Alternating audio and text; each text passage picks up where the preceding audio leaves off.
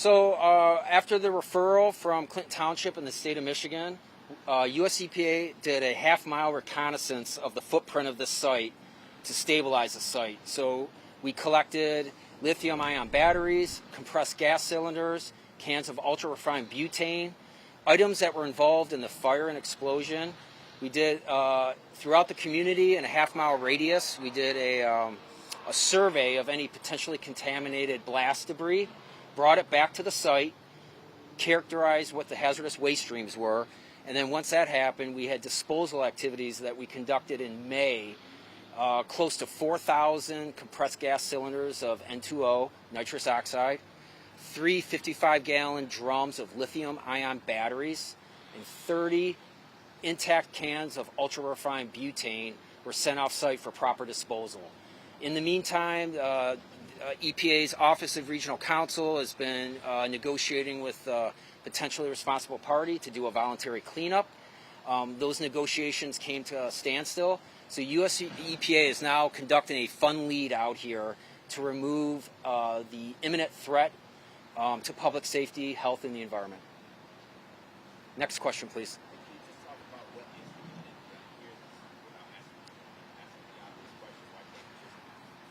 Absolutely.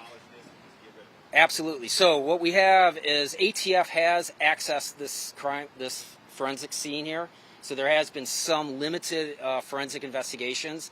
And so we still have intact cans of ultra-refined butane, and we still have intact compressed gas cylinders containing nitrous oxide. Now, nitrous oxide is not flammable, but it's an oxidizer. So if you have an oxidizer next to a flammable, which is ultra-refined butane, it's just like going to a hospital. They say don't smoke because oxygen. It's the same thing here. If there's an ignition source, there is always a potential threat that there could set off another fire. So we're trying to ease into this with the best, ability to be able to conduct it properly from a health and safety point of view. We have to make sure that in this building debris, when you have the roof come down and it's sandwiched, as we go in, we have to evaluate what is the threat level here. Are there still cans of ultra-refined butane? Are there other things in there that we don't know about? Traditionally, EPA will come in and do a site assessment where we try to identify all the hazards, the waste streams. On this particular site, we're going in and we're having to evaluate on the fly. So we have to take on-site worker health and safety as paramount, and also the community protection to the public during these activities.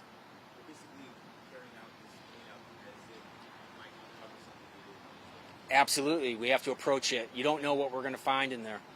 Next question, please. We will not be going underground, sir.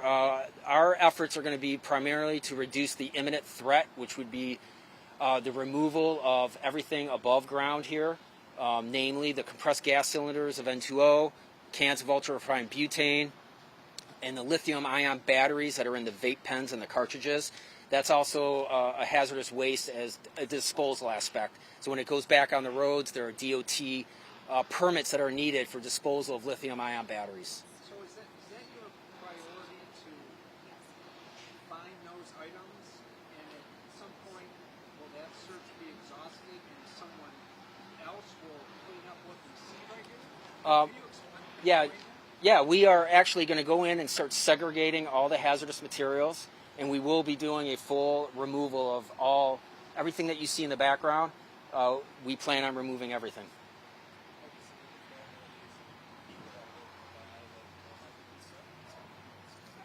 I would be concerned too, and that's why we've been out here evaluating site conditions. So during all intrusive activities, we have particulate monitoring. We also have air monitoring. The air monitoring is for VOCs, volatile organic compounds, hydrogen sulfide, LEL. It's a basic 5-gas sensor. The particulates are for visible emissions. So they're 2.5, 1.0, 10 in total particulates. It's basically what the public would see when they see construction and demo crews and they see visible emissions. We do not want visible emissions off this site. We have site controls. We have perimeter air monitoring, perimeter particulate monitoring that tells us in real time what are the perimeter levels. So outside of just visually seeing stuff, we can apply engineering and administrative controls. We can use wet methods.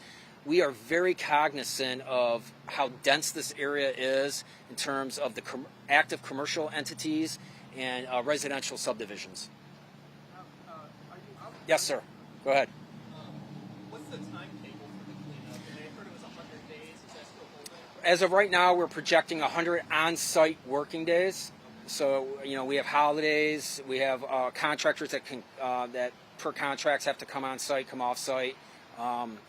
We have off-hour security. So, for concerns of what happens when EPA is not physically on site, we have worked with our Clinton Township representatives, the fire department, the police department. They're very aware, the township supervisor, very aware of EPA's presence here on site. And they have actively engaged us from day one. And they know that this site is being monitored by off-hour security. And they have a presence here. It's their community. We're here to assist them. Another question? Be patient. There's going to be heavy equipment moving in. There'll be disposal activities. We're going to be ramping up after Labor Day with more personnel on site. Be patient. It's a work in progress, and we have to proceed accordingly. So the start of this, it's not a sprint; it's a marathon. And my job out here is protection of on-site workers and public health. So eventually we'll get into a better rhythm, things will progress, but the first couple of weeks of a large project like this, you got to feel things out. You got to kind of, okay, are there any unknown hazards? And if they are, we identify them, we adjust in a health and safety plan. But for the time being, just to have patience, know that there'll be additional traffic here at this intersection and people coming in the morning and people leaving. Thank you for that question. Is there any concern that most contaminants that seep underground and So that's a question outside of my program, and the state of Michigan is aware of the potential for needing additional investigations, which would entail maybe putting in soil borings, groundwater monitoring wells, and then getting analytical to see if there is any subsurface contamination. EPA's emergency response branch, right now we are specifically here for the imminent threat above ground to reduce and dispose of the hazardous materials that are presently on site. Thank you. As of right now, it's a U.S. government fund lead, and we have it projected at around $2.5 million.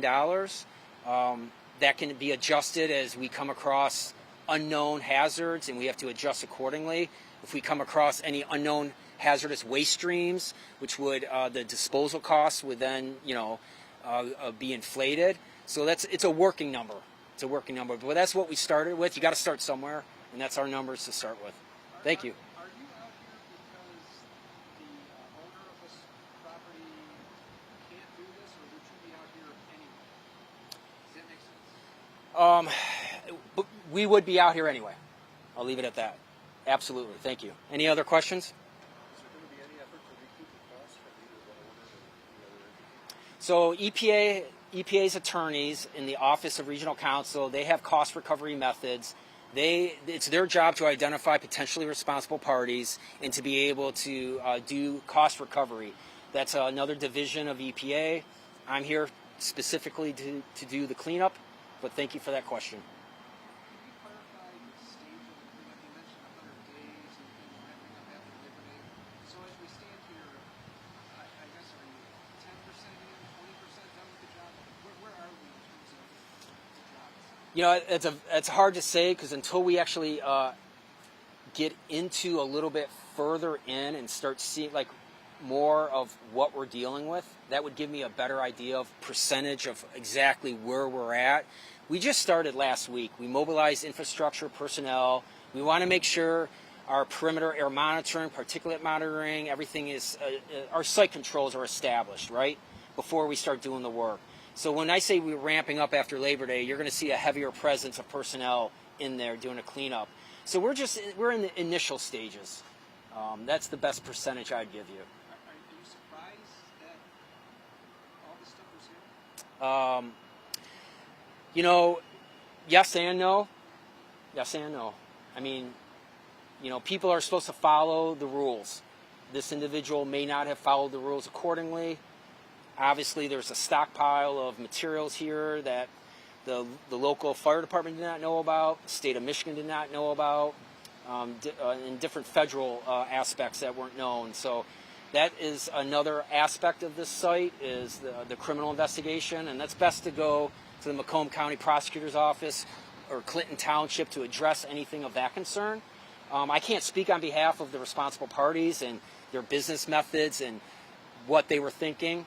I'm just here to do a job of a cleanup, and I can't really get inside their heads. But it's a good question, and sometimes things like this happen in a community where things go under the radar, and we're here to make sure that doesn't happen again here, at least at this site. Any other questions? With that being said, you're here to clean up and also help facilitate investigators' attempt to figure out all this. Absolutely. So we will coordinate with the local, the prosecutor's office, local police. Like, we're here, we're not working on an island. We're here to work with these individuals and coordinate any type of investigative efforts with them. Thank you. Any other questions? Here's an easy question. Can you spell your name? Yes. First name Sean, S-E-A-N. Last name Kane, K-A-N-E. K-A-N-E, and your title? Federal On-Scene Coordinator. US EPA Region 5, the Emergency Response Branch.